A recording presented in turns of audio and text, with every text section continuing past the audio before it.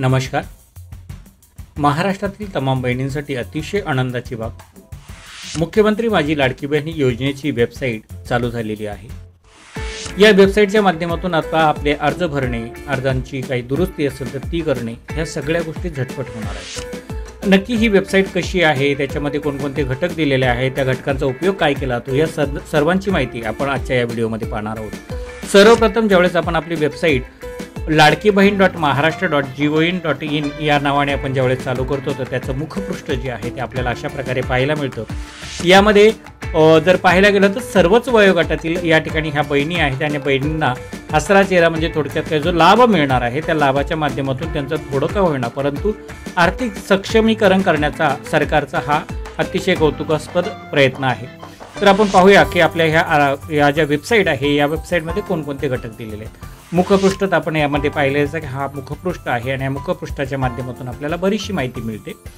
तर त्याच्यानंतर आपण पाहायला गेलं तर दुसरा घटक आहे की योजनेची माहिती. मुळात मुख्यमंत्री माझी लाडकी बहीण योजना काय आहे, केव्हा चालू झाली, कुठपर्यंत आहे, किती फॉर्म भरायचे, कसे फॉर्म भरायचे, कुणी फॉर्म भरायचे, पात्र कोण ठरणार, अपात्र कोण ठरणार, याची आपल्याला आता पूर्णपणे माहिती मिळालेली आहे. तरी पण आपल्याला वाटलं की आपण काही गोष्टी जाणून घेऊया. तर या ठिकाणी त्यासाठी काही घटक दिलेले आहेत, ते घटक या ठिकाणी आपल्याला पाहायला मिळतात. त्याचा GR कधी पास झाला वगैरे त्या सगळ्या गोष्टी आपल्याला पाहायला मिळतात. 28 जून रोजी हा GR निघाला होता. त्यावेळेस साधारणतः 15 जुलैपर्यंत डेट होती, परंतु प्रतिसाद पाहून, बहिणींचा प्रतिसाद पाहून या ठिकाणी सरकारनं हे पाऊल उचललं की 31 ऑगस्ट ही सध्या लास्ट तारीख केलेली आहे आणि तोपर्यंत तुम्ही तुमचे अर्ज सहजगत्या भरू शकता. त्यानंतर आवश्यक कागदपत्र कोणकोणती आहेत, त्या कागदपत्रांवरती सगळ्यात महत्त्वाची गोष्ट आहे. कारण काय होतं की अनेकदा महिलांकडे कागदपत्र असतात किंवा कागदपत्र नसतात. तर कागदपत्र असेल तरी ती योग्य प्रमाणामध्ये भरली जातात का, तर ह्या सगळ्या गोष्टी फार महत्त्वाच्या आहेत. त्यामुळे याचा एक घटक आपण व्यवस्थित पाहायचा आहे. सगळ्यात महत्त्वाचं कागदपत्र आहे आधार कार्ड.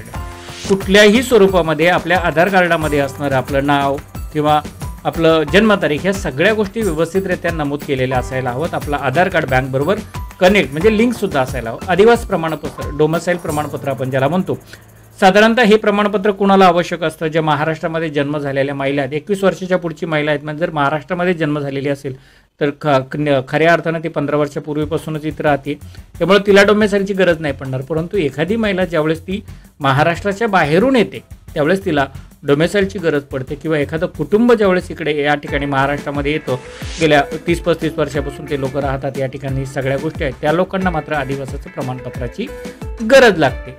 त्याच्यानंतर आहे की महिलांचा जन्म परराज्यात असल्यास त्याचे पतीचे, म्हणजे आपण पाहिलं की एखादी महिला परराज्यात जन्मलेली आहे आणि तिचं लग्न इकडं झालेलं आहे, तर अशा वेळेस जर तिच्याकडे समजा डोमिसाईल नसेल तरीसुद्धा ती तिच्या नवऱ्याचं रेशन कार्ड म्हणा किंवा 15 वर्षापूर्वीचं मतदान ओळखपत्र जे आहे ह्या गोष्टी ती नमूद करू शकते. फक्त एक गोष्ट लक्षात ठेवायची की मतदानाचं ओळखपत्र देताना त्याची पुढची बाजू आणि पाठची बाजू ही दोन एकत्र येतील अशा प्रकारे त्याची स्कॅन करून कॉपी द्यायची. JPEG मध्ये द्या, PDF मध्ये द्या, हा तुमचा लुकआउट आहे, पण देणं गरजेचं आहे. काही अनेक ठिकाणी अनेक वेळेला ज्या महिलांचे अर्ज बाद झालेले आहेत, नामंजूर झालेले आहेत, त्यांचं कारणच हे दिलेलं आहे की तुम्ही ओळखपत्र जे आहे ते एकाच बाजूने दिलेलं आहे, तुम्हाला दोन्ही बाजूने देणं गरजेचं आहे. दुसरी गोष्ट आहे की वार्षिक उत्पन्न 2.5 लाखापेक्षा कमी.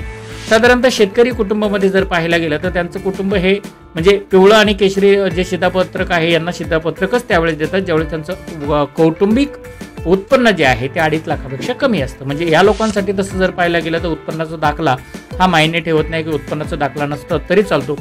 परंतु ज्यावेळेस तुमच्याकडे शिधापत्रिका असते म्हणजे पांढऱ्या रंगाचं रेशन कार्ड जर असेल तर मात्र तुम्हाला या ठिकाणी साधारणतः वार्षिक म्हणजे उत्पन्नाचा दाखला आहे तो घेणं गरजेचं आहे. कारण उत्पन्नाचा दाखला घेतला गेला नाही तर मात्र आपल्याला बऱ्याच प्रमाणामध्ये यामध्ये त्रुटी येऊ शकते.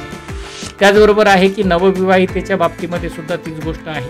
एखादी महिलेने नुकतंच लग्न झालेलं आहे आणि त्या महिलेला आत्ता सध्या नवविवाहाच्या बाबतीत सुद्धा तीच गोष्ट आहे की एखाद्या महिलेचं नुकतंच लग्न झालेलं आहे, तिचं रेशन कार्डवरती नाव आलेलं नाही, नावामध्ये तिच्या बदल झालेला नाही, अशा वेळेस काय करते तर अशा वेळेस पहिली गोष्ट की विवाहाचं प्रमाणपत्र आता ताबडतोब मिळतं किंवा बनवून घेतलं जातं.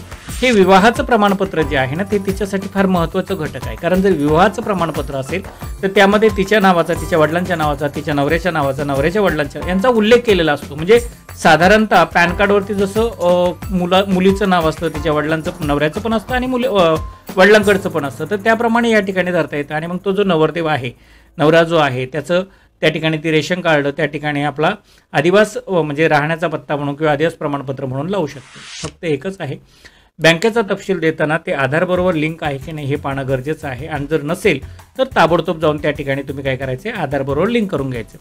लाभार्थी महिलेचे हमीपत्र आणि फोटो. आता एक हमीपत्र म्हणजे नक्की काय, तर हमीपत्र म्हणजे ती गोष्ट की मी स्वतः डिक्लेअर करते की सदर मी आहे, महिला जी आहे ती सांगते स्वतः की मी आत्तापर्यंत कोणत्याही सरकारी योजनेचा लाभ घेतलेला नाही, माझ्या कुटुंबाचं उत्पन्न 2.5 लाखांपेक्षा कमी आहे, माझ्या घरामध्ये दुसरं कोणीही सरकारी नोकरदार नाही, खासदार नाही, आमदार नाही, कुठल्या सोसायटीचा अध्यक्ष नाही, कुठलाही पदाधिकारी नाही, अशा प्रकारचं ते हमीपत्र लिहून देते. आणि जर असं काही तुम्हाला आढळल्यास तुम्ही माझे ह्या योजनेतून अर्ज नामंजूर केला तरी तुम्हाला मान्य आहे, अशा प्रकारचं ती हमीपत्र आणि फोटो भरून देते. या वेबसाईटमध्ये आलेला सर्वात महत्त्वाचा घटक जर कोणता असेल तर तो आहे त्रुटी नोंदवा. त्रुटी म्हणजे एरर. अनेक वेळा काय होतं की आपण ज्यावेळेस याच्या नारी शक्ती ॲपच्या माध्यमातून ज्यावेळेस आपण आपला अर्ज भरत होतो त्यावेळेस आपण पाहिलं असेल की बऱ्याच वेळेला वेबसाईट स्लो आहे, डॉक्युमेंट अपलोड होत नाही आहे, डॉक्युमेंट भरले जात नाही आहे, कागदपत्र किंवा सगळ्या शेवटी ते पेंडिंग असं काहीतरी दाखवते. अशा वेळेस आपण आलेला एरर जो आहे त्याचा स्क्रीनशॉट घ्यायचा आहे आणि घेतलेला स्क्रीनशॉट स्टोअर करून सेव्ह करून ठेवायचा आहे. सेव्ह केल्यानंतर आत्तापर्यंत एरर रिपोर्टिंग नावाचा कुठलाही प्रकार नव्हता, म्हणजे तक्रार निवारण केंद्र हा प्रकारच नव्हता. ही सर्वात महत्त्वाची गोष्ट मुख्यमंत्री माझी लाडकी बहीण या योजनेमध्ये आलेली आहे. यामध्ये जर समजा तुमच्या अर्जामध्ये कोणत्याही प्रकारची अडचण आली असेल तर तुम्ही कोणत्या जिल्ह्यातून फॉर्म भरताय, सगळ्यात पहिलं महाराष्ट्रातून ते जिल्हा निवडा की बाबा मी अमक्या जिल्ह्यामधून फॉर्म म्हणजे परभणीमधून मी फॉर्म निवडतो. काय डिस्क्रिप्शन आहे, म्हणजे तुमचं एरर काय, तुमची अडचण काय, काय त्रुटी येत आहेत तुम्हाला, की माझे कागदपत्र अपलोड होत नाही आहेत, कागदपत्र अपलोड झाली तरी ती बरोबर दाखवत नाही आहेत, किंवा फॉर्म सतत रेंडरिंग होतोय, गोल फिरत राहतोय, ते पुढे जातच नाहीये. जे काही असेल ना ते भरायचंय आणि त्या प्रकारचा जो स्क्रीनशॉट घेतलेला आहे तो स्क्रीनशॉट या ठिकाणी सबमिट करायचा आहे. म्हणजे या ठिकाणी क्लिक केल्यानंतर तुम्ही कम्प्युटरच्या याच्यामध्ये जाणार आणि तिथून तो या ठिकाणी घेऊन यायचा आहे. आणि आल्यानंतर आपला जो ॲप्लिकेशन नंबर असेल, आत्तापर्यंत आपण जो भरलेला फॉर्म आहे तर तो ॲप्लिकेशन नंबर या ठिकाणी टाकायचा आहे. लक्षात घ्या, या ठिकाणी रिपोर्टिंग पर्सन नावाचा जो व्यक्ती आहे ना, म्हणजे जो कोणी फॉर्म भरतो, समजा आपल्या अर्जाच्या विषयी सर्वात जास्त कोणाला माहीत असू शकतं किंवा कोण आपल्या अर्जाची जास्त दखल घेऊ शकतो. मग तुम्ही स्वतः असाल, तुमचे पतिदेव असतील किंवा तुमच्या कुटुंबातील अजून कोणी असेल, तुमचा मुलगा असेल, जो ताबडतोब त्याच्यावरती कोणती तरी क्रिया करू शकतो, असा जो व्यक्ती आहे त्या व्यक्तीचं या ठिकाणी नाव आणि त्याचा कॉन्टॅक्ट नंबर टाकायचे. ग्रामीण भागामध्ये बऱ्याचशा महिलांकडे मोबाईल नंबर नसतात किंवा कुटुंबामध्ये एकच मोबाईल नंबर असतो, तर त्यावेळेस कुटुंबातील जो सज्ञान व्यक्ती आहे, ज्याला सगळ्या गोष्टी माहीत आहेत, त्याचा नंबर आणि नाव द्या आणि त्याच्यानंतर या ठिकाणी सबमिट बटनला क्लिक करा.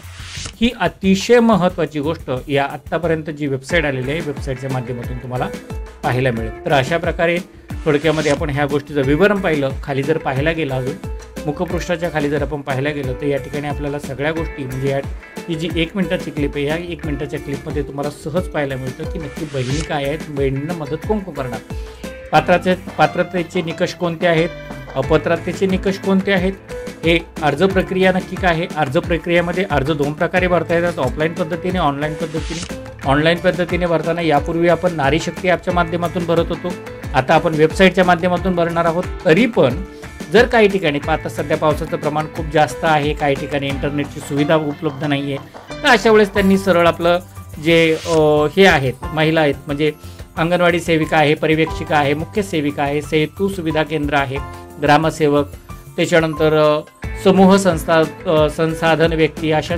सेविका, वॉर्ड अधिकारी यांच्यामार्फत सुद्धा आपण आपले अर्ज सहजगत्या भरू शकतो. फक्त अर्ज भरताना आपला त्या ठिकाणी फोटो देणं अनिवार्य आहे. अर्जदाराचं नाव, जन्मतारीख, पत्ता याची पूर्ण माहिती आधार कार्ड प्रमाणेच अचूक भरावी. बँकेचा तपशील सुद्धा द्यावा, मोबाईल नंबर सुद्धा अचूक द्यावा. ह्या सगळ्या गोष्टी ज्यावेळेस होतील तर नक्कीच महाराष्ट्रातल्या तमाम ज्या बहिणी आहेत त्या तमाम बहिणींना हा लाभ मिळाल्याशिवाय राहणार नाही. तर अशा प्रकारे ही वेबसाईट आहे ना, आपण ह्या वेबसाईटच्या माध्यमातून आपला अर्ज लवकरात लवकर भरावा. कोणत्याही प्रकारची त्रुटी आली असेल तर ती त्रुटी सोडून घ्यावी, कोणताही एरर आला असेल तर तो एरर सोडून घ्यावा आणि आपण ह्या योजनेमध्ये सहभागी व्हावं, त्याचा सहभाग घ्यावा. त्यासाठी महाराष्ट्रातील तमाम बहिणींना मनपूर्वक शुभेच्छा.